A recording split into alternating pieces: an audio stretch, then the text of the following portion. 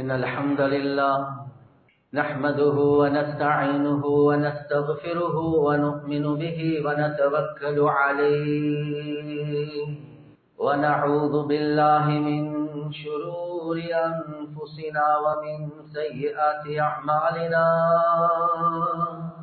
من يهده الله فلا مضل له ومن يضلله فلا هادي له ونشهد أن لا إله إلا الله وحده لا شريك له ونشهد أن سيدنا ومولانا محمدا عبده ورسوله صلى الله على سيدنا ومولانا محمد وعلى آله وصحبه وبارك وسلم كما تحب وترضى عدد ما تحب وترضى.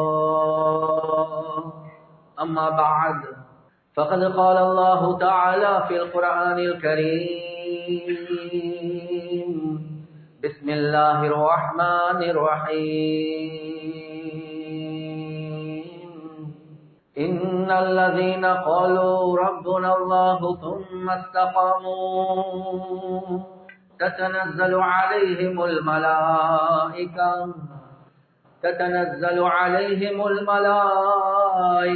ألا تخافوا ولا تحزنوا وأبشروا بالجنة التي كنتم توعدون نحن أولياؤكم في الحياة الدنيا وفي الآخرة ولكم فيها ما تشتهي أنفسكم ولكم فيها ما تدعون نزلا من غفور رحيم. وقال النبي صلى الله عليه وسلم من خاف أدلج ومن ندلج بلغ المنزل ألا إن سلعة الله غالية ألا إن سلعة الله الجنة أو كما قال صلى الله عليه وسلم. பிரபஞ்சத்தை படைத்து பரிபாலிக்கக்கூடிய அல்லாஹ்வுக்கே எல்லாம் புகழும். ஸலாத் என்னும் கருணையும் சலாம் என்னும் இடேற்றமும் முஹம்மதுல் முஸ்தபா அஹ்மதுல் முஜ்தபா சையதுல் கௌனைன் ஹாதமுன் நபியீன் ஸல்லல்லாஹு அலைஹி வஸல்லம் அவர்கள் மீதும் அந்த நபிகள் நாயகம் ஸல்லல்லாஹு அலைஹி வஸல்லம் அவர்களுடைய வாழ்க்கை வழிமுறை எடுத்து நடக்கக்கூடிய ஒவ்வொரு மூமினான ஆண்கள் பெண்கள் மீது உண்டாகட்டும். புனிதமான ஜுமாவுக்கு சமூகம் தந்திருக்கக்கூடிய அல்லாஹுடைய நல்லடியார்களே, எல்லா சந்தர்ப்பத்திலேயும் அல்லாஹ்வுக்கு சுப்ஹானஹு வ தஆலா எந்த விடயங்களை செய்யுமாறு ஏவிருக்கிறானோ அந்த விடயங்களை முடியுமான அளவு எடுத்து நடக்குமாறும், எந்த விடயங்களை செய்ய வேண்டாம் என்பதாக அல்லாஹ்வுக்கு சுப்ஹானஹு வ தஆலா தடுத்திருக்கிறான். அவைகளை விற்றும் 100க்கு 100 முற்றும் முழுதும் தூரமாக இருக்குமாறு முதலாவதாக எனக்கும் அதற்கு பின்னால் உங்களுக்கும் நான் வசியத் செய்கின்றேன். கண்ணியத்துக்குரிய பெரியோர்களே, சகோதரர்களே, நண்பர்களே, முஹம்மது ஸல்லல்லாஹு அலைஹி வஸல்லம் அவர்கள் தெளிவான முறையில சொன்ன ஒரு விஷயம்தான், கியாமத்துடைய நாள் அல்லாஹ்வுக்கு சுப்ஹானஹு வ தஆலா அடியான் இடத்துல 5 கேள்விகளை கேட்பான். அந்த 5 கேள்விகளுக்கு பதில் கொடுக்காம அந்த அடியானுக்கு காலை தூக்கி முன்னுக்கு வைக்க முடியாது. கண்ணியத்துக்குரிய சகோதரர்களே, நண்பர்களே, அந்த 5 கேள்விகள்ல 2 கேள்வி, அந்த 5 கேள்வியில 2 கேள்வி ஒரு மனிதனுடைய சம்பாத்தியத்தை பற்றி தான். வஃபீ மாலின் மின் ஐன கஸபஹு வஃபீமா அன்ஃபகஹு. ஒவ்வொரு சதத்தையும், ஈச் அண்ட் எவ்ரி பெனி, ஒவ்வொரு சதத்தையும் எப்படி சம்பாதிச்சாய், நீங்க எப்படி ஏர்ன் பண்ணினீங்க. ரெண்டாவது, ஈச் அண்ட் எவ்ரி பெனி, ஒவ்வொரு சதத்தை, ஒவ்வொரு ரூபியா நீங்க எப்படி செலவழிச்சீங்க. இந்த கேள்வி 2க்கும் பதில் இல்லாம இப்னு ஆதமுக்கு காலை தூக்கி முன்னுக்கு வைக்க முடியாது என்பதாக ரசூலுல்லாஹி ஸல்லல்லாஹு அலைஹி வஸல்லம் அவங்க விளங்கப்படுத்தினாங்க. எனவே கண்ணியத்துக்குரிய சகோதரர்களே, நண்பர்களே, 5 கேள்வியில 2 கேள்வி என்று சொன்னா 40%. ஒரு மனிதனுடைய வாழ்க்கையில அல்லாஹ்வுக்கு சுப்ஹானஹு வ தஆலா ஈமான பத்தி, இபாதத்தை பத்தி, முஆஷராத்தை பத்தி, அஹ்லாக்க பத்தி அல்லாஹ் நிச்சயமாக கேட்பான். ஆனா 40% உங்களோட கேள்வி நீங்க எப்படி சம்பாதிச்சீங்க, எப்படி செலவழிச்சீங்க என்பதுதான். எனவே கண்ணியத்துக்குரிய சகோதரர்களே, நண்பர்களே, உலகத்தில் ஒரு மனிதன் முஃமினாக வாழ்றதாக இருந்தா அந்த மனிதன் தன்னுடைய சம்பாத்தியத்தை பத்தி, அவருடைய செலவுகளை பத்தி, அவர் சரியான அமைப்புல ரப்புல் ஆலமீனுக்கு பதில் கொடுக்கக்கூடிய முறையில தன்னை தயாரிக்கிறது இருக்குது. இது ஒரு முஃமினுடைய அடையாளம். கண்ணியத்துக்குரிய சகோதரர்களே, நண்பர்களே, அந்த அடிப்படையில ரசூலுல்லாஹி ஸல்லல்லாஹு அலைஹி வஸல்லம் அவர்கள் எங்களுக்கு ஈமான மட்டுமல்ல, எங்களுக்கு இபாதத்து மட்டுமல்ல, எங்களுக்கு முஆஷராத் மட்டுமல்ல, எங்களுக்கு முஆமலா குலுக்கல் வாங்கலுடைய விஷயங்களை தெளிவாக படிச்சிருந்தாங்க. ரசூலுல்லாஹி ஸல்லல்லாஹு அலைஹி வஸல்லம் அவங்க கேக்குறாங்க, தத்ரி மல் முஃப்லிஸ், பேங்க்ரப்ட் ஆகின ஆள் யாருன்னு தெரியுமா உங்களுக்கு? சஹாபாக்கள் கேக்குறாங்க, எங்களுக்கு தெரிஞ்சது யாருக்கிட்ட பணம் இல்லையோ அவர்தான் பேங்க்ரப்ட் ஆகினாள். ரசூலுல்லாஹி ஸல்லல்லாஹு அலைஹி வஸல்லம் அவங்க சொன்னாங்க, இல்ல, கியாமத்துடைய நாள் ஒரு மனிதன் மலைகளை போல அமல்களை கொண்டு வருவார். சிங்களத்துல சொல்றேன்டா, ஒன்னம் என்று இருக்கிறார் சொர்க்கம் போறதுக்கு. அவ்வளவுக்கு அமல்கள் இருக்குது. சொர்க்கம் போறதுக்கு போறார், ஆனா எத்தனையோ கம்ப்ளைண்ட், வரபஹாதா வஷதமஹாதா வஅஹதமாலஹாதா, யா அல்லாஹ், இவர சொர்க்கத்துக்கு போட வானம், இவர் எனக்கு பொழு வச்சிட்டார், எனக்கு குடுக்கல் வாங்கல்ல மோசடி செஞ்சார், என்ற சொத்தை எடுத்துட்டார், எனக்கு கடன் கெட்டு இருக்கிறார். இப்படி எத்தனையோ கம்ப்ளைண்ட்ஸ் அவருடைய முஆமலாத் முஆஷராத்துடைய விஷயத்துல. கண்ணியத்துக்குரிய சகோதரர்களே, நண்பர்களே, எல்லாத்துக்கும் தெரிஞ்ச ஹதீஸ் தான். அந்த அவருடைய மலைகளை போல உள்ள ஜகாத், அவருடைய மலைகளை போல உள்ள குர்ஆன் திலாவத், தஹஜ்ஜுத், அவருடைய நோன்பு எல்லாம் அமல்களை தூக்கி கொடுப்பார். ஆனாலும் போதாது, என் குடுக்கல் வாங்கல் 40% ஓட்ட இருக்குது. எனவே இந்த நேரத்துல அந்த மக்களுடைய பாவங்களை சுமக்க வேண்டிய ஒரு நிலைமை கடைசிக்கு நரகத்துக்கு போகும். எனவே கண்ணியத்துக்குரிய சகோதரர்களே, நண்பர்களே, ஒரு மனிதன் தன்னுடைய தீனுடைய உலமாக்கள் சொல்றாங்க, ஒரு மனிதன் தன்னுடைய குடுக்கல் வாங்கலை சீராக்காம யாரு இபாதத்தை மட்டும் செய்றாரோ அவர் பிறருக்காக வேண்டி அமல் செய்யறார். நீங்களும் யோசிப்பீங்க, என்ன அதுல சொல்றீங்க? அவர் அல்லாஹ்க்காக வேண்டி தான் அமல் செய்யறாரு. யாரு தன்னுடைய குடுக்கல் வாங்கலை சீராக்காம இபாதத்தை மட்டும் போக்கஸ் பண்றாரோ அவர் இபாதத் செய்யறது அல்லாஹ்க்காக வேண்டி அல்ல, பிறருக்காக வேண்டி. ஏன் அப்படி சொல்றீங்க? தீனுடைய உலமாக்கள் இந்த ஹதீஸை தான் கோட் பண்றாங்க. இவர் எவ்வளவு அமல் செஞ்சாலும் குடுக்கல் வாங்கலுடைய விஷயத்துல ஹராம் ஹலால போக்கஸ் பண்ணல, கியாமத்துடைய நாள் இவருடைய முழு இபாதத்தையும் தூக்கி மற்றவங்களுக்கு தான் கொடுக்க போறார். எனவே கண்ணியத்துக்குரிய சகோதரர்களே, நண்பர்களே, ஒரு முஃமின் எல்லா சந்தர்ப்பத்திலையும் தன்னுடைய குடுக்கல் வாங்கலுடைய விஷயத்திலையும் போக்கஸாக இருப்பார். நான் இப்ப மௌத்தாகினா இந்த 40% கேள்விக்கு நான் அல்லாஹ்க்கு எப்படி ஜவாப் சொல்ல போறேன் என்ற கன்சர்ன் ஒரு முஃமினுக்கு இருந்து கொண்டே தான் இருக்கு. எனவே அந்த அடிப்படையில கண்ணியத்துக்குரிய சகோதரர்களே, நண்பர்களே, ஒரு முஃமின் ஒரு டிரான்சாக்சனை செய்யக்கூடிய நேரத்திலையும் அந்த டிரான்சாக்சன்ல என்னென்ன சுன்னாக்கள் இருக்குது என்றதை பார்ப்பார். எப்படி தொழுகைக்கு முன்னால தொழுகையுடைய ஃபர்ல படிச்சு கொள்வாரோ, தொழுகையுடைய சுண்ணத்தை படிச்சு கொள்வாரோ, அவர் இப்ப 1 லட்சம் ரூபாய், 50,000 ரூபாய், 1 கோடி ரூபாய் வச்சு ஒரு டிரான்சாக்சனை செய்ய போறார். இந்த டிரான்சாக்சன்ல இருக்கக்கூடிய இன்டெகிரல் தொழுகைல ஃபர்ல ஷாஃபிஈ மذஹப்ல 17 என்று சொல்லுவாங்க அல்லது 19 என்று சொல்லுவாங்க, ரெண்டும் சரிதான். எனவே இந்த டிரான்சாக்சன்ல இன்டெகிரல்ஸ் என்ன? ஈஜாப், கபூல், அந்த கண்ட்ராக்டுடைய விஷயத்துல என்னென்ன விஷயங்கள் இன்டெகிரல் ஆக முக்கியமான ருக்குன்களாக இருக்குது.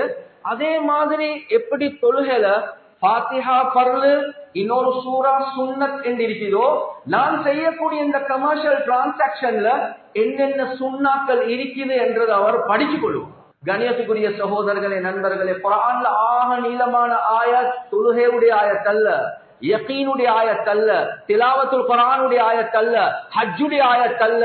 குர்ஆன்ல ஆக நீளமான ஆயத் கமர்ஷியல் டிரான்சாக்சனுடைய ஆயத், கடனுடைய ஆயத். அந்த கடன்ல என்னென்ன சுன்னாக்கள் நீங்க ஹயாத்தா போகணும் என்பதை தெட்ட தெளிவாக யா ரசூலுல்லாஹ் நீங்க சொல்ல வானம், முழு உம்மத்துக்கும் முழு மனித சமுதாயத்துக்கும் ரப்புல் ஆலமீன் காட்டுறான். யா ரசூலுல்லாஹ் நீங்க சொல்ல வானம் உங்களோட வாயால. இந்த கலாம்ல ஆக நீளமான ஆயத்தாக நான் கடலுடைய ஆயத்தாக்குறேன் என்பதாக அல்லாஹ் காட்டுறான். கண்ணியத்துக்குரிய சகோதரர்களே, நண்பர்களே, அதே மாதிரி ஒரு சில உலமாக்களுடைய கருத்து ஆக நீண்ட ருக்கு, ஒரு நீண்ட ருக்கு ஒன்று இருக்கிறதாக இருந்தால், ஒரு சப்ஜெக்ட் மெட்டர்ல இருக்கக்கூடிய ஒரு நீண்ட ருக்கு ஒன்று இருக்கிறதாக இருந்தா, கண்ணியத்துக்குரிய சகோதரர்களே, நண்பர்களே, ஏனைய ருக்கு நாங்க ஸ்ரீலங்கால ஐன் என்ற வார்த்தையை பாவிப்போம். சரியான வார்த்தை ருக்குவும் தான், ஐனும் தான். எனவே ஆக நீளமான ருக்குகளுக்கு மத்தியில ஒரு சப்ஜெக்ட் மேட்டர்ல இருக்கக்கூடிய ஒரு ருக்கு தான் வராசத் இன்ஹெரிட்டன்ஸ் உடைய ருக்கு என்பதாக உலமாக்கள் எழுதுறாங்க. எனவே ரெண்டும் குடுக்கல் வாங்கலோட சம்பந்தப்பட்ட விஷயம். ஹயாத்தோடு இருக்கக்கூடிய நேரத்தில் எப்படி மௌத்தாகினா உங்களோட இன்ஹெரிட்டன்ஸ் எப்படி பிரியணும்? குர்ஆன்ல ஆக நீளமான ஆயத், குர்ஆன்ல ஆக முக்கியமான ருக்கு என்பதாக உலமாக்கள் விளங்கப்படுத்துறாங்க. எனவே இந்த அளவு இம்பார்ட்டன்ஸ் கண்ணியத்துக்குரிய சகோதரர்களே, நண்பர்களே, குர்ஆன் சொன்னா எங்களுக்கு எந்த விஷயத்துல, அதாவது ஒரு மனிதனுடைய ஏர்னிங்ஸ் பத்தி சரியான தெளிவுகளை குர்ஆன் சொன்னா எங்களுக்கு தருவது.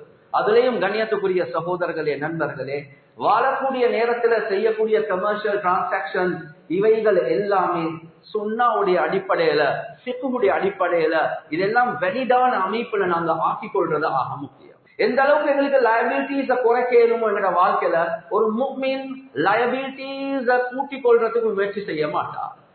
டெபினெட்லி ஆன்கோயிங் பிசினஸ் ஒன்று இருந்தா லயபிலிட்டிஸ் இருக்கதான் செய்யும். ஆனா எல்லா சந்தர்ப்பத்திலேயும் அந்த லயபிலிட்டிஸ கவர் பண்ணக்கூடிய அமைப்புல ஏற்பாடுகளை செஞ்சு கொண்டுதான் ஒரு முஃமின் இருப்பார். ஏன், எந்த நேரத்தில் எனக்கு மவுத் வந்தாலும் நான் ஒரு கடனாளியாக மவுத்தாக கூடாது. ரசூலுல்லாஹி ஸல்லல்லாஹு அலைஹி வஸல்லம் அவர்கள் கடன்ல இருந்து பாதுகாப்பு. ஆயிஷா ரலியல்லாஹு அன்ஹா அவங்க சொல்றாங்க, யா ரசூலல்லாஹ், நீங்க தொழுகக்குள்ள இந்த அளவுக்கு கடன்ல இருந்து தப்புறதுக்கு ஏன் துஆ கேக்குறீங்க என்பதா. தொழுகக்குள்ள உள்ளத்துல கைய வச்சு பாருங்க, யாருக்கு தெரியும் தொழுகக்குள்ள கடன்ல இருந்து தப்புறதுக்கு ரசூலுல்லாஹ் துஆ கேட்டாங்க? அம்மா ஆயிஷா ரலியல்லாஹு அன்ஹா அவங்க சொல்றாங்க, ரசூலுல்லாஹி ஸல்லல்லாஹு அலைஹி வஸல்லம் அவங்க தஷஹுதுக்கு பின்னால, அத்தஹியாத்துக்கு பின்னால, அல்லாஹும்ம இன்னி அஊது பிக மினல் மக்ரம் வல் மஅதம், யா அல்லாஹ் கடன்ல இருந்து என்னைய பாதுகாத்துடுவாயா. எங்க? தொழுகக்குள்ள. ஏன் யா ரசூலுல்லாஹ் இவ்வளவு கேக்குறீங்க? இல்ல, தொழுக ஒரு மனிதனுக்கு, அந்த கடன் இருக்கிறதே ஒரு மனிதனுக்கு கேவலத்தை உண்டாக்கும், அவனை பொய்க்காரனாக மாற்றும். எனவே கடன்ல இருந்து நான் தப்புறதுக்கு அல்லாஹ் கிட்ட தொழுகக்குள்ள துஆ கேட்கிறேன் என்பதாக. எனவே ஒரு முஃமின் எப்பையும் அவருடைய கமர்ஷியல் டிரான்சாக்சன்ஸ் என்று வரக்கூடிய நேரத்தில் லயபிலிட்டிஸ் உடைய விஷயத்துல ரொம்ப கவனமாக இருப்பார். லயபிலிட்டிஸ் இருக்கக்கூடாது என்று நான் சொல்லல, லயபிலிட்டிஸ் இருக்கலாம், அந்த விஷயத்துல கன்சர்னாக இருங்க, அதுக்குரிய ஏற்பாடுகளோட இருங்க. ஏன், ரசூலுல்லாஹ் வஃபாத் ஆகினாங்க, கடன் இருந்துச்சு, ஆனா கவசத்தை மோர்கேஜ் பண்ணி இருந்தாங்க. எனவே கடனாளியாக மௌத்தாகினாலும் அடக்கிறதுக்கு முன்னால கடனை முடிச்சுட்டு தான் அடக்கப்பட்டுச்சு. எனவே கண்ணியத்துக்குரிய சகோதரர்களே, நண்பர்களே, உலகத்துல வாழக்கூடிய நேரத்துல கமர்ஷியல் டிரான்சாக்சன்ஸ் என்று வரக்கூடிய நேரத்துல இந்த அளவுக்கு ரசூலுல்லாஹி ஸல்லல்லாஹு அலைஹி வஸல்லம் அவங்க கடன் இருந்தாலும் அந்த கடன் எனக்கு பின்னுக்குள்ளவங்களுக்கு கஷ்டமாக இருக்கக்கூடாது, கவசத்தை அப்படியே அடகு வச்சு மோர்கேஜ் பண்ணிட்டு தான் ரசூலுல்லாஹ் வஃபாத் ஆகினாங்க. அது மாத்திரமல்ல கண்ணியத்துக்குரிய சகோதரர்களே, நண்பர்களே, வாழக்கூடிய நேரத்துல ஒரு விஷயத்துல கிளாரிட்டி எங்களுக்கு இருக்குதானோ. நான் சொல்றத வச்சு நீங்க யாரும் என்னைய மிஸ் அண்டர்ஸ்டாண்ட் பண்ணவானும். நீங்க ஒவ்வொருத்தரும் உங்களோட வீட்டை பத்தி யோசிச்சு பாருங்க. ஏண்ட வீட்டில் இருக்கக்கூடிய சோஃபா செட் இது ஏண்டையா என்ற மனைவியா? ஏண்ட வீட்டில் இருக்கக்கூடிய ரெஃப்ரிஜரேட்டர், ஃப்ரிட்ஜ் இது ஏண்டையா என்ற மனைவிடையா? ஏண்ட வீட்டில் இருக்கக்கூடிய கட்லரி செட் இது ஏண்டையா என்ற மனைவிடையா? ஏண்ட வீட்டில் இருக்கக்கூடிய பொறுமதியான அசெட்ஸ் இருக்குது, இது ஏண்டையா என்ற மனைவிடையா? எந்த அளவுக்கு இதுல கிளாரிட்டி எனக்கும் உங்களுக்கும் இருக்குது என்பதை ஏன் காரணம் என்றா, கண்ணியத்துக்குரிய சகோதரர்களே, நண்பர்களே, ஒரு மனிதன் வாழ்ந்து மௌத்தாக கூடிய நேரத்துல வீட்டில் இருக்கக்கூடிய ஒரு ஊசி இருக்குதே, ஊசி நீடில், அந்த நீடிலுக்கும் வராசத்துடைய இன்ஹெரிட்டன்ஸ் உடைய சட்டம் இருக்குது என்பதாக உலமாக்கள் தெளிவாகவே இருக்கிறார். எனவே மௌலானா முஃப்தி ஷஃபீ ரஹ்மத்துல்லாஹி அலைஹி, மௌலானா முஃப்தி ஷஃபீ ரஹ்மத்துல்லாஹி அலைஹி அவங்களை பத்தி அவருடைய மகன் மௌலானா தகி உஸ்மானி ஹஃபிஸஹுல்லாஹ் சொல்றார். என்ன வாப்பா கிராண்ட் முஃப்தி ஆஃப் பாகிஸ்தான், அவருடைய ஒரு பழக்கம் ஒன்று இருந்துச்சு, அவருக்கு ஒரு ரூம் ஒன்று இருந்துச்சு, அதுலதான் அவர் கிதாப் ரெஃபர் பண்ணி கொண்டிருப்பார். மகான் தண்ணி கொஞ்சம் போனாங்க, தண்ணி கொண்டாடுவோம், குடிச்சிட்டு சாப்பாடு கொண்டாங்க, சாப்பாட்டை திண்டுட்டு அந்த பிளேட்ட, அந்த கப்ப, அந்த ஜக்க ரூமால வெளியே கொண்டு போ காட்டி பேசிக்கொண்டே இருப்பார். மகன் அவசரமா கொண்டு போங்க, மகன் இந்த ஜக் எடுங்க, மகன் இந்த பிளேட் எடுங்க. மகனும் முஃப்தி. மகன் ஒரு நாள் சொன்னாரு, பாப்பா சின்ன பிளேட் ஜக், கொஞ்சம் லேட்டாக போல இவ்வளவு கோவப்படுறீங்க, என்ன காரணம் என்று கேட்டாங்க. முஃப்தி சாப் சொல்றாங்க, மௌலானா முஃப்தி ஷஃபீ ரஹ்மத்துல்லாஹி அலைஹி சொன்னாங்க, மகான் தகி உனக்கு விளங்குது இல்ல, என்ற வசியத்துல, என்ற லாஸ்ட் வில்ல நான் தெளிவாகவே எழுதியிருக்கிறேன், இந்த ரூமுக்குள்ள உள்ள சொத்து ஏண்ட, இந்த ரூமுக்கு வெளியே உள்ள சொத்து உங்களோட உம்மட, இந்த வைஃப். நான் மவுத்தாக கூடிய நேரத்தில் இந்த ஜக், இந்த கப் இந்த ரூமுக்குள்ள இருந்துச்சேண்டா ஏண்ட லாஸ்ட் வில்ல பார்த்து நீங்க நினைப்பீங்க இது ஏண்டு, ஆனா இல்ல இது உங்களோட உம்மட, அது சுட்டிதான் நான் ஹயாத்தோடு இருக்கக்கொள்ளே இது அவசரமா வெளிக்கு கொண்டு போங்க, இந்த தேவை முடிஞ்சிட்டா வெளிக்கு கொண்டு போங்க. இல்லாட்டி அதை சொத்து பிரிக்கிற நேரத்துல ஏண்டையாக இருந்து அது ஹராமாகிடும் என்பதா. கண்ணியத்துக்குரிய சகோதரர்களே, நண்பர்களே, இந்த அல்லாஹுடைய நேசர்கள், சேன்ஸ், அவுலியாக்கள் அல்லாஹுடைய நண்பர்களாக மாறினது வெறும் நெத்தி கருக்க காட்டியும் தொழுந்து அல்ல, அவர்களுடைய குடுக்கல் வாங்கல் ஹலாலான அமைப்பிலே. கண்ணியத்துக்குரிய சகோதரர்களே, நண்பர்களே, ஒரு சாலிஹான மனிதன் அவருடைய டெட் பெட்ல இருந்தார். அந்த நேரத்தில் உலமாக்கள் வந்து குர்ஆன் ஓதி கொண்டிருந்தாங்க. எனவே அவருடைய லாஸ்ட் மூச்சுகள் அதோடு அவர் வஃபாத் ஆகிட்டார். வஃபாத் ஆகின உடனே உலமாக்கள் என்ன செஞ்சாங்கன்னா என்று ஊதினாங்க. அந்த கேண்டில்ஸ் எல்லாமே நூந்து போயிடுச்சு, எல்லாமே இருக்குல்ல. கேட்டாங்க, ஏன் உடனடியாக நூத்து போட்டீங்க ஆள் மௌத் ஆகின உடனே? சொன்னாங்க, இவ்வளவு நேரம் அவர் ஹயாத்தோட இருக்க போல இந்த கேண்டில்ஸ்ல வராசத்துடைய சட்டம் இல்ல, இவர் மௌத்தாகின உடனே இந்த கேண்டில்ல வராசத்துடைய சட்டம் இருக்கு, அதான் ஆஃப் பண்ணி போட்டோம். நாங்க இப்படி எல்லாம் யோசிப்போமா? பொதுவா மையத்தூடு என்று வந்தா சாப்பாடு ஆக்க வானம், நாங்க உங்களுக்கு சாப்பாடு தாரோம் என்று ஏன் வைக்கிறாங்க? பல காரணம். ஒன்று, அவங்க வரியில் இருப்பாங்க, கவலையில் இருப்பாங்க. ரெண்டாவது, மௌலானா முஃப்தி ஷஃபி ரஹ்மத்துல்லாஹி அலைஹி அவங்க வஃபாத் ஆகிறாங்க. அந்த ஜனாசாக்கு டாக்டர் அப்துல் ஹை ரஹ்மத்துல்லாஹி அலைஹி ஒரு ஹோமியோபதி டாக்டர், ஆனா ஹி வாஸ் a வலியுல்லாஹ், அல்லாஹ்வுடைய ஒரு நேசனாக இருந்தார். மௌலானா முஃப்தி தகியுடைய ஷேக்காக இருந்தார். அந்த ஜனாசாக்கு வாராங்க. மௌலானா முஃப்தி தகி வந்து சில ஹல்வா, சில ஸ்வீட்ஸ் ஆஃபர் பண்றாங்க. அந்த நேரத்துல மௌலானா டாக்டர் அப்துல் ஹை ரஹிமஹுல்லா கேக்குறாங்க, முஃப்தி சாப் நீங்க இப்படி ஆஃபர் பண்றது சரியா என்று கேட்டார். அந்த நேரத்துல முஃப்தி சாபுக்கு விளங்கிச்சு, ஷேக் என்ன சொல்றார்? ஷேக், இன்ஹெரிட்டன்ஸ் எல்லாமே இந்த ரூம்குள்ளதான் இருக்கிறோம், இந்த நானா இந்த தம்பி எல்லாமே இருக்கிறாங்க, இது எல்லாமே விரும்பி உங்களுக்கு தாராங்க, இது ஹலால், நீங்க சாப்பிடுங்க என்பதா. அதுக்கு பொறவுதான் எடுத்து சாப்பிடுறாங்க. ஒருத்தர் ஹயாத்தோடு இருக்க போல வீட்டுக்கு ஹதியா வருவது, வீட்டுல சாமனம் வாங்குறாங்க, ஃப்ரிட்ஜ்ல வச்சிருக்கிறோம். அவர் மௌத்தாகினா அந்த ஃப்ரிட்ஜ் மட்டுமல்ல, அந்த ஃப்ரிட்ஜுக்குள்ள உள்ள சாமனத்துக்கு வராசத்துடைய சட்டம் இருக்கு. நான் உங்களுக்கு சொன்னது கோடிக்கணக்கான பொறுமதியான சொத்தை பத்தி அல்ல, வீட்டில் உள்ள ஃப்ரிட்ஜ பத்தியும் கபட பத்தியும் சின்ன சின்ன கமோடிட்டிஸ் அசட்ஸ பத்தி தான். ஆனா கவலைக்குரிய விஷயம், இந்த அளவுக்கு எங்கட தீனுடைய பெரியார்கள் இந்த விஷயங்களை கவனம் செலுத்தினாங்க. நாங்க கோடிக்கணக்கான சொத்துக்களை வச்சுட்டு வஃபாத் ஆகிறோம், ஆனா அதை பத்தி எந்த கன்சர்னும் இல்ல. ஷரீஅத் எதை சொல்லுதோ அதுக்கு மாற்றம் செஞ்சுட்டு வஃபாத் ஆகும். ஆக நீண்ட ருக்கு சாத் இப்னு ரபீஅ ரலியல்லாஹு அன்ஹு அவங்க வஃபாத் ஆகுறாங்க. அவருடைய பிரதர்ஸ் எல்லாமே வந்து என்ன செஞ்சிட்டாங்கன்னா, வைஃபுடைய பங்கு, புள்ளையருடைய பங்கு ஒன்றுமே கன்சிடர் பண்ணல, அப்படியே வந்து சொத்து எடுத்துக்கொண்டு போறாங்க. வைஃப் போறாங்க, 2 டாட்டர்ஸ் எடுத்துக்கொண்டு, யா ரசூலல்லாஹ் ஹஸ்பண்ட் வஃபாத் ஆகிட்டாங்க. ஆனா சகோதரர்கள் முன் வந்து இப்படி எல்லாத்தையும் எடுத்துக்கொண்டு போனாங்க. அந்த நேரத்துல தான் அல்லாஹ் சுப்ஹானஹு வ தஆலா யூசிகுமுல்லாஹு ஃபீ அவுலாதிக்கும், உங்களோட புள்ளையோட விஷயத்துல அல்லாஹ் வசியத் செய்றான். அல்லாஹ் உங்களுக்கு டைரக்ட் பண்றான். அல்லாஹ் இஸ் அட்வைசிங் யூ. அல்லாஹ் உங்களுக்கு வசியத் செய்றான். புள்ளையோட விஷயத்துல உங்களோட சொத்துக்கள் எப்படி பங்கு பிரிக்கணும், யார சொல்ல நீங்க பேசவான நான் பேசுறேன் என்பதாக அல்லாஹ் செய்றான். ஒரு ருக்கு அல்லாஹ் பேசி பெண்களுக்கு எவ்வளோ, ஆண்களுக்கு எவ்வளோ, சகோதரர்களுக்கு எவ்வளோ, உம்மா வாப்பாக்கு எவ்வளோ, எல்லாம் பங்குகளை குர்ஆன்ல அல்லாஹ் சொல்லிட்டான். அது மட்டுமல்ல கண்ணியத்துக்குரிய சகோதரர்களே, நண்பர்களே, அந்த ருக்கு முடியக்கூடிய நேரத்துல وَمَن يَعْصِ اللَّهَ وَرَسُولَهُ وَيَتَعَدَّ حُدُودَهُ يُدْخِلْهُ نَارًا خَالِدًا فِيهَا. அல்லாஹ் வராசத்துடைய சட்டங்களை பேசி முடியக்கூடிய நேரத்துல அல்லாஹ் என்ன தெரியுமா சொல்றான்?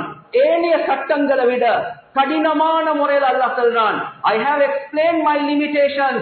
என்னுடைய ஹுதூதுகளை நான் எல்லாமே விளங்கப்படுத்தினேன். யாரு இந்த லிமிடேஷன்ஸ்க்கு மாற்றம் செய்றாங்களோ யுத்கிலுஹு நாரன், நான் அவர்களை நரகத்தில் நுழைய வைப்பேன். காலிதன் ஃபீஹா, நிரந்தரமாக அந்த நரகத்தில் வைப்பேன் என்பதாக அல்லாஹ் சொல்றான். கண்ணியத்துக்குரிய சகோதரர்களே, நண்பர்களே, ஆனா நான் என்ன செய்யறேன்? ஏண்ட மைக்கா மை பெட்ரோல் ஏண்ட சொத்து எனக்கு விருப்பமான மாதிரி தான் நான் அதை பங்கு பிரிப்பேன்.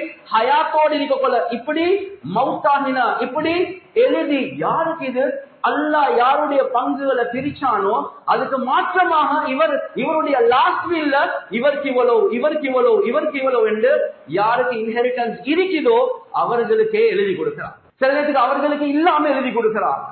ஷரியத்துக்கு முரணான முறையில யாரு வசியத் எழுதுறாங்களோ காலிதன் ஃபீஹா நிரந்தரமான நரகம் என்பதாக குர்ஆன் எங்களுக்கு தெளிவாக சொல்லுது.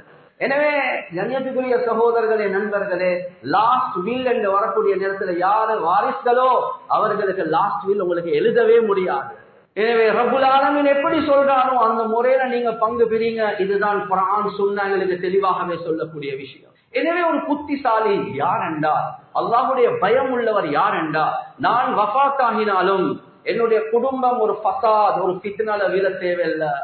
எனவே கண்ணியத்துக்குரிய சகோதரர்களே நண்பர்களே, உலகத்துல வாழக்கூடிய நேரத்திலையும் அவருடைய டிரான்சாக்சன்ஸ் அது கிறிஸ்டல் கிளியராக கிளாரிட்டியோட எழுத்துல எல்லாமே அழகாக போடுவார். அதே மாதிரி நான் வஃபாத் ஆகினா எந்த சொத்துகள் அது எந்த அமைப்புல அதனுடைய டிஸ்ட்ரிபியூஷன் நடக்கணும், வசியத்துல தெளிவாக ஒரு எக்ஸிக்யூட்டரை போட்டு இவர் முன் வருவார். ஒரு ஆலிமாக இருக்கலாம் அல்லது ஒரு பைனான்சியல் பேக்ரவுண்ட் உள்ள ஷரியாவுடைய பேக்ரவுண்ட் உள்ள ஒருத்தரை ஒரு எக்ஸிக்யூட்டராக போட்டு, ஏன் எத்தனையோ குடும்பங்கள் ஒரு மனிதன் வஃபாத் ஆகினத்துக்கு பின்னால பல ஃபித்னாக்கள் பிரச்சனைகளுக்கு அது காரணமாக. கண்ணியத்துக்குரிய சகோதரர்களே நண்பர்கள், ஒரு முஃமின் எப்பயும் யூனிட்டியை தான் விரும்புவார். நாம் மௌத்தாகினாலும் என்ற சொத்துடைய விஷயத்துல எக்ஸிக்யூட்டர் முன் வருவார். அவர் குர்ஆன் சுன்னவை அடிப்படையாக வெற்றி பிரிப்பார். அதுக்கு பிறகு ஏனைய 1/3 வசியத்துடைய விஷயங்களை அவர் பார்ப்பார். எனவே கண்ணியத்துக்குரிய சகோதரர்களே நண்பர்களே, ஃபசாத் ஃபித்னா இல்லாம போய். எனவே இந்த காலத்துல நானும் நீங்களும் படிக்க வேண்டிய ஒரு சாப்டர் தான் இந்த காலத்துல குடுக்கல் வாங்கலுடைய விஷயம். அதுலயும் ஒருத்தர் வஃபாத் ஆகினா அதனுடைய இன்ஹெரிட்டன்ஸ் உடைய சட்டங்கள் இருக்குது. அதை தெளிவான அமைப்புல படிக்கிறது ஆக முக்கியம். சில நேரங்கள் இது கவனமின்மையாக போகுதுன்னா ஒரே ஒரு உதாரணத்தை சொல்லி முடிகிறேன். ஒரு வாப்பா இருக்கிறார். ஒரு வாப்பா அவர் ஒரு பிசினஸ் செஞ்சு கொண்டு போறார். அவருக்கு 3 புள்ளை, ஒரு மகன் ஒரு மகள், 2 மகள் மாறும், ஒரு வைஃப். பிசினஸ் செஞ்சு கொண்டே போறார். என்ன நடக்குது? மாஷா அல்லாஹ், மகன் படிச்சு 18 வயசு தாண்டி O level A level செஞ்சுட்டு இப்ப பிசினஸோட நுழைஞ்சிட்டார். வாப்பகம் மகனுக்கும், மகன் நீ ஹையர் ஸ்டடீஸும் செஞ்சு கொண்டிரு, இந்த கடையில வந்து வேலை செய்ய என்று சொல்றார். முதல் கேள்வி, வாப்பகம் மகனுக்கும் என்ன கான்ட்ராக்ட் நடக்குது? எம்ப்ளாயர் எம்ப்ளாயியா அல்லது பார்ட்னர்ஸா? ஒன்றுமே இல்ல. சரி சரி நீ வா, நான் தாரதை எடுத்துக்கொண்டு போ. இது என்ன நடக்குது? என்ன கான்ட்ராக்ட்? வாப்பா உம்மா வாப்பா மகனாக இருந்தாலும் ஒரு கான்ட்ராக்ட் நடக்குதான். ஒரு கிளாரிட்டி இல்ல டிரான்சாக்சன்ல. மகன் போறார், வேலை செய்யறார், வாப்பா என்ன சரி எடுத்தா தாராரு, ஆனா கிளாரிட்டி ஒன்று இல்ல. எம்ப்ளாயியா பார்ட்னர்ஸா ஒன்றுமே தெரியா. கொஞ்ச நாள் போக்கல பிசினஸ் நல்ல முறையில படிச்சுட்டாரு. ஒரு தங்கச்சி அவ மைனர் 10 வயசு, இன்னொரு தங்கச்சி அவ மேஜர் ஒரு 15-18 வயசு ஆகிறா. இவர் 25 வயசுல மகன் இருக்கக்கூடிய நேரத்துல வாப்பா வஃபாத் ஆகிறார். இந்த நேரத்துல மகன் முன் வந்து சொல்றார், பேஷனோட ரொம்ப இறக்கத்தோட உம்மாவை பார்த்து தங்கச்சியை பார்த்து சொல்றாங்க, பயப்படுவான நான் முழு பிசினஸையும் படிச்சுட்டேன், நான் எப்படி சரி இந்த குடும்பத்தை கரை சேர்ப்பேன், எனக்கு சப்ளையர்ஸ் யாரு கஸ்டமர்ஸ் யாரு எல்லாம் டீட்டெயில்ஸும் இருக்குது, நான் கடை எடுத்து செய்யறேன் என்று சொல்றார். அவர் செல்றது நல்லம்தான்.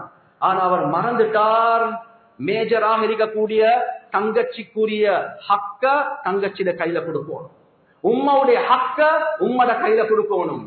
யாரு யதீமாக ஓபனாக இருக்கக்கூடிய தங்கச்சி, அந்த தங்கச்சியுடைய அந்த போஷனை இவர் வச்சு கொண்டு அதை வளர்த்து கொண்டு வந்து அவ மேஜர் ஆகினத்துக்கு பின்னால, பியூபிட்டி ஆகினத்துக்கு பின்னால அவட கையில கொடுக்கிறது.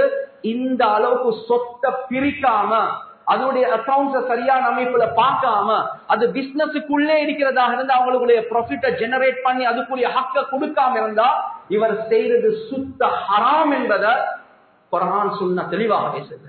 கண்ணியத்துக்குரிய சகோதரர்களே நண்பர்களே, எதுவரை காட்டின் உம்மா எதுவரை காட்டின் சிஸ்டர் அந்த விஷயங்கள்ல முன் வந்து எங்கட ஹக்குகள் எப்படி என்றது விலங்கல்லையோ, எப்படி இருந்தாலும் யதீம் அந்த தங்கச்சி அவ எப்படி ஒரு முடிவு ஒன்று தருவோம், அவட விஷயத்திலையும் வராச இருக்குதா இல்லையா? எனவே இப்படி யோசிச்சு பாருங்க. இப்ப இந்த குடும்பம் நல்ல ஒரு விஷயத்தை செய்யறாங்க என்ற மாதிரி விளங்கலாம், ஆனா ஹராமான அமைப்புல அவங்களோட டிரான்சாக்சன்ஸ் நடக்கும். எனவே கண்ணியத்துக்குரிய சகோதரர்களே, நண்பர்களே, இது மாதிரி எவ்வளவு டிரான்சாக்சன்ஸ் நாங்க சில நேரத்துக்கு நினைக்கிறோம் நாங்க சரி என்று, ஆனா குர்ஆன் சுன்னாவுக்கு முன்னால பார்க்கக்கூடிய நேரத்துல நாங்க தவறு செஞ்சு கொண்டிருக்கிறோம். எனவே கியாமத்துடைய நாள் கேட்கக்கூடிய 5 கேள்வியில 40% கொடுக்கல் வாங்கல். நானும் நீங்களும் ஜும்மாக்கு வாரோம் போறோம், இல்ல ஒரு நியத்து வைங்க, நானும் இந்த கமர்ஷியல் டிரான்சாக்சன்ஸ் என்று வரக்கூடிய விஷயத்துல இத அழகான அமைப்புல படுப்பேன், ஏன் சம்பாத்தியத்தை ஹலாலாக்கிக் கொள்வேன், என்ற செலவுகளை ஹலாலாக்கிக் கொள்வேன். அல்லாஹ்க்கு பயந்த நிலைமையில நான் வாழ்ந்த அந்த 40% கொஸ்டினுக்கு நான் கரெக்டாக ஆன்சர் பண்ணுவேன் என்ற நியத்தோட போறது ஆக முக்கியம். எனவே இந்த விஷயங்களை பேசினோமோ கேட்டோமோ இஹ்லாஸோட அமல் செய்யக்கூடிய பாக்கியத்தை அல்லாஹ் எங்களுக்கு வழங்குவானாக. வஆகிரு தஅவானா அல்ஹம்துலில்லாஹி ரப்பில் ஆலமீன்.